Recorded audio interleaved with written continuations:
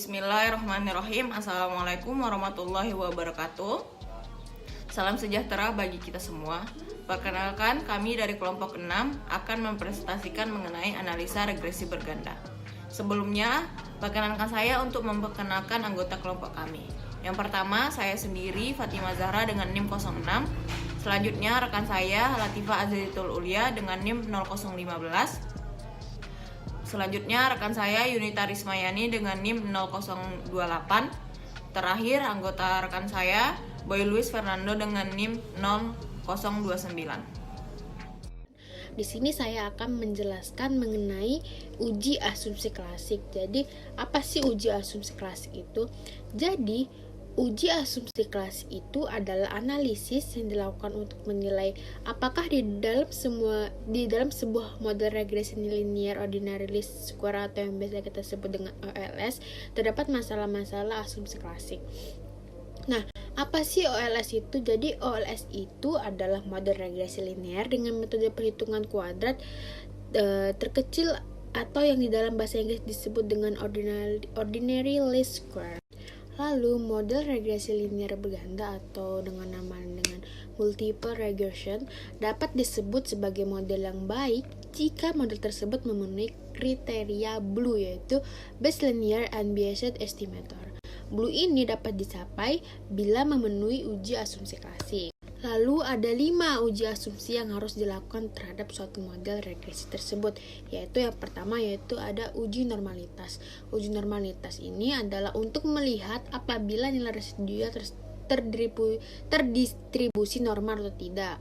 Lalu ada uji autokorelasi, yaitu untuk melihat apakah terjadi korelasi antar suatu periode T dengan periode sebelumnya. Lalu ada uji multikolinearitas, yaitu untuk melihat ada atau tidaknya korelasi yang tinggi antara variabel-variabel bebas dalam suatu model regresi linear berganda. Kemudian ada uji heterokeditisitas, yaitu untuk melihat apakah terdapat ketidaksamaan varians dari residual satu pengamatan ke pengamatan yang lainnya. Lalu ada uji linearitas, yaitu untuk melihat apakah model yang dibangun mempunyai hubungan linear atau tidak. Regresi berganda atau ekstensi dari regresi linear sederhana merupakan metode analisa yang serbaguna dan powerful yang dapat digunakan untuk memodelkan efek simultan dari variabel independen terhadap variabel dependen. Preset menggunakan analisa regresi berganda ketika tujuan mereka adalah untuk menguji hubungan antara 2 atau lebih variabel independen prediktor dan satu variabel dependen matriks. Terdapat banyak penerapan analisa regresi berganda dalam riset bidang bisnis, misalnya di bidang pemasaran, investasi, dan masih banyak lainnya. Terdapat beberapa jenis multiple regresi, yaitu standar atau simultan, hierarchical atau sekuensial, dan stepwise. Kali ini yang kita bahas adalah regresi berganda standar atau simultan. Regresi berganda standar atau simultan dibagi menjadi 5 bagian. Yang pertama adalah desain riset. Digunakan untuk menjawab berbagai permasalahan riset sebagai berikut. Yang pertama adalah memprediksi nilai baru dari variabel dependen dengan menggunakan variabel independen. Yang kedua adalah menentukan seberapa besar variabel dependen atau variabel dapat dijelaskan oleh variabel independen.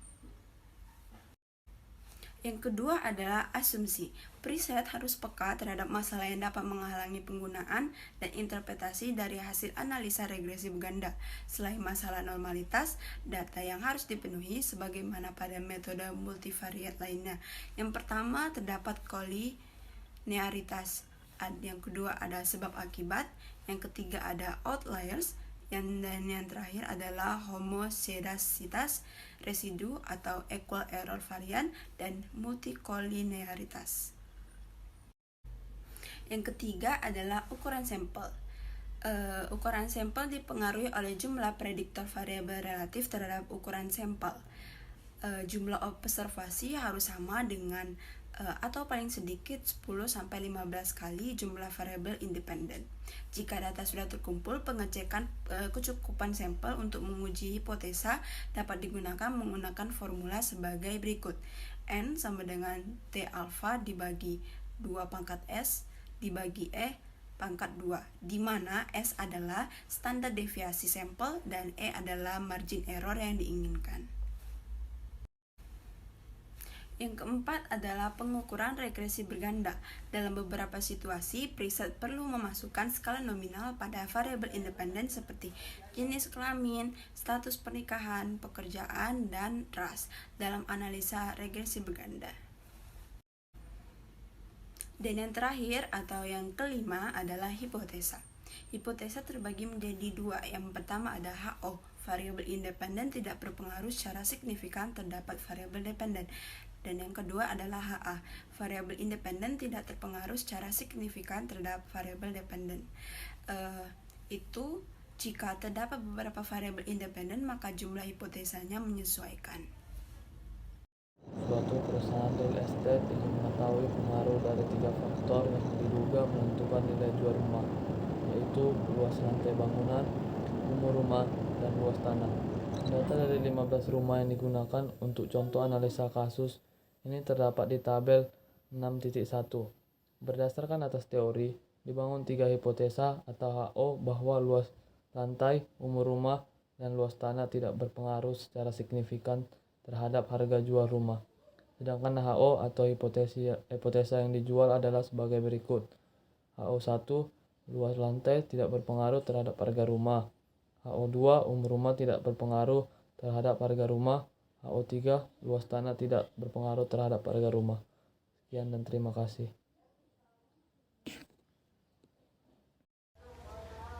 Terima kasih kepada rekan-rekan saya yang sudah mempresentasikan dengan baik, serta penonton yang bersedia menyimak dengan baik. Sekian dari kami, jika kurang dan lebihnya kami mohon maaf. Wabillahi taufiq wal hidayah. Wassalamualaikum warahmatullahi wabarakatuh.